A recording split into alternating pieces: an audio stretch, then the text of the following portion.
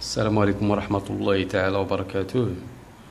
Je vais vous présenter le cours l'eau dans notre environnement. Premièrement, les réservoirs naturels de l'eau. L'eau est indispensable à l'existence, au développement et la vie de l'homme, de sa conception à la réalisation de ses activités comme l'industrie ou l'agriculture. L'homme a besoin de l'eau. L'eau présente 70% de la surface terrestre dans les réservoirs naturels suivants.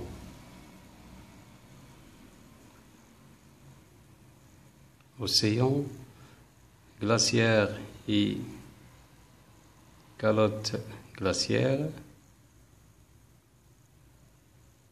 les eaux souterraines,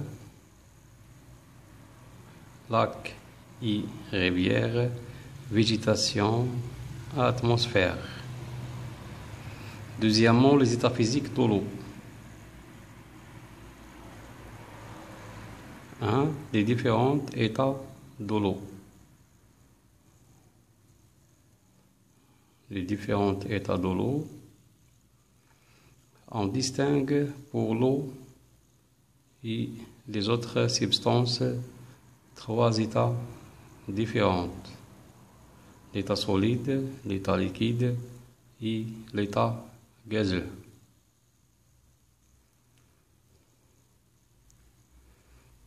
À l'état solide, on trouve la glace présente dans les glacières, la banquise,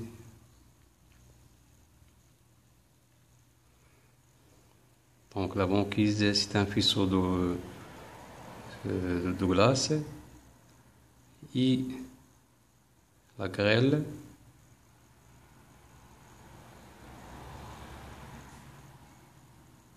est un des types solides de précipitation atmosphérique. Il est constitué des billes, disjointes de glace. On trouve également la neige constituée de minuscules cristaux de glace. À l'état liquide, on trouve les cours d'eau, les mers, les océans, la pluie, ainsi que les nuages et le brouillard constitués de minuscules gouttelettes d'eau. À l'état gazeux, on trouve la vapeur d'eau présente dans l'air, mais invisible à l'œil nu.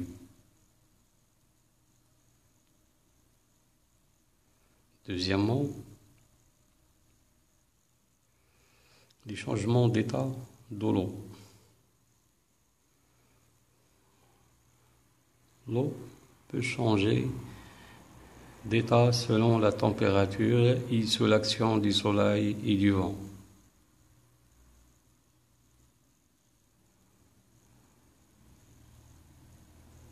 Voilà un schéma résumant les différents changements d'état possibles.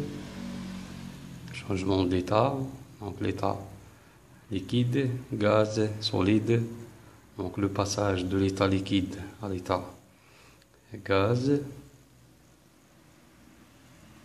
et aussi l'état gaz à l'état liquide, l'état liquide à l'état solide, et l'état solide à l'état liquide, et aussi l'état solide à l'état gaz et l'inverse.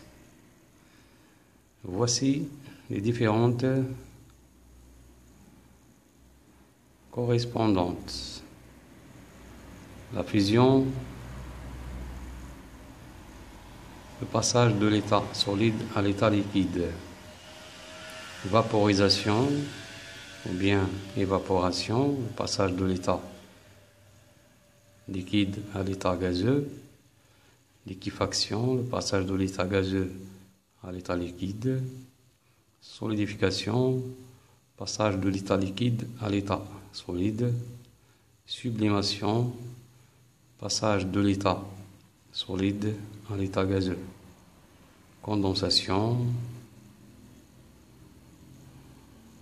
passage de l'état gazeux à l'état solide.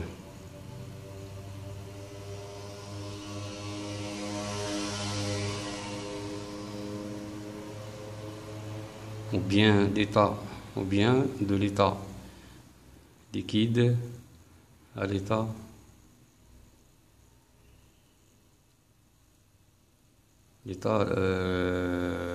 gazeux à l'état liquide.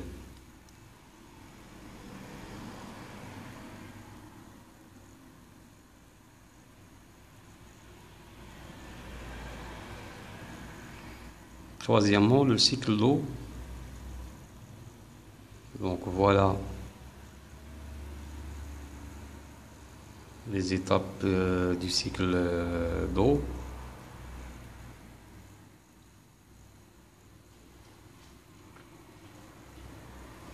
Donc il y a les océans et les mers et les fleuves et les lacs. Donc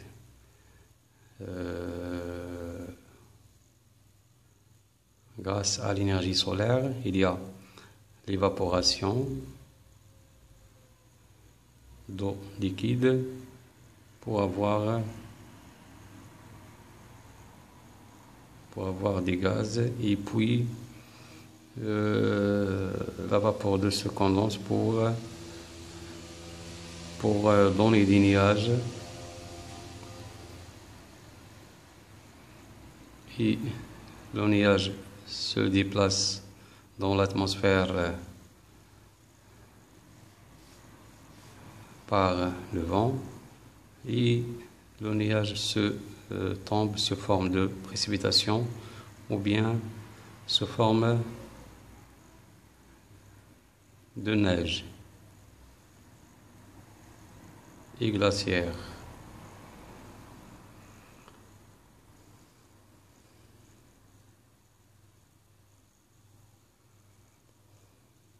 Donc voilà l'explication du phénomène.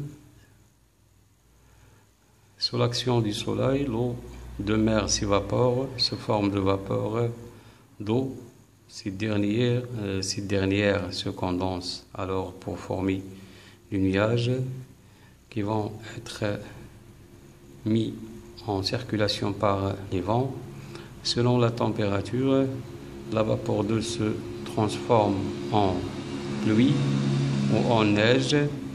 Ces précipitations vont finir par s'écouler vers les cours d'eau ou vont s'infiltrer. Le cycle se boucle par un ruissellement. Le cycle de l'eau est donc une succession d'évaporation, condensation, précipitation, infiltration et ruissellement.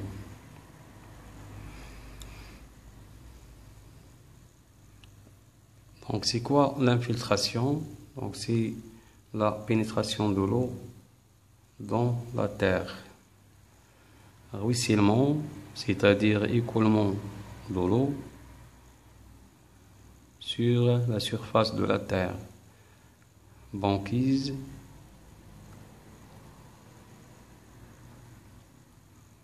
amas de glace flottant formé par de l'eau de mer gelée.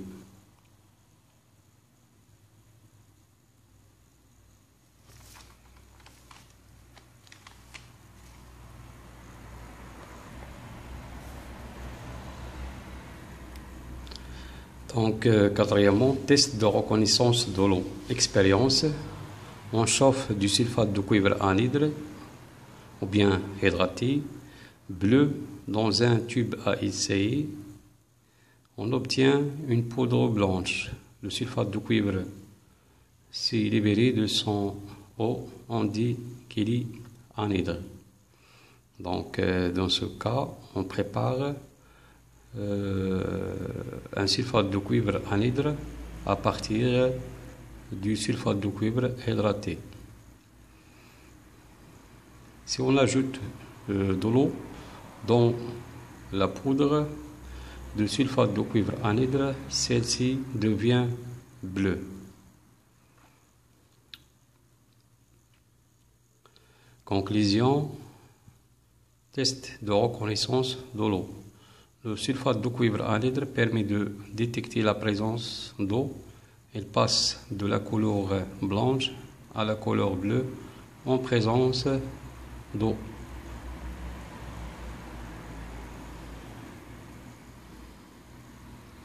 Cinquièmement,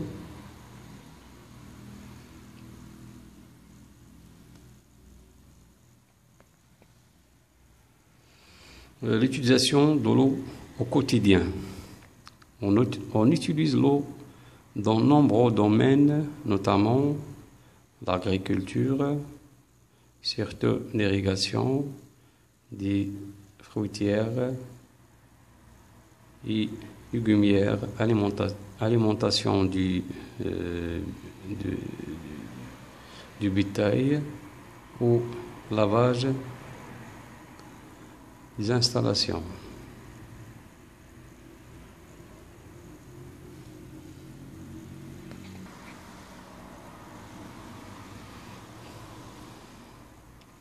L'industrie pour le refroidissement des machines, donc la source froide, donc la production de l'énergie électrique dans les barrages et aussi le transport maritime.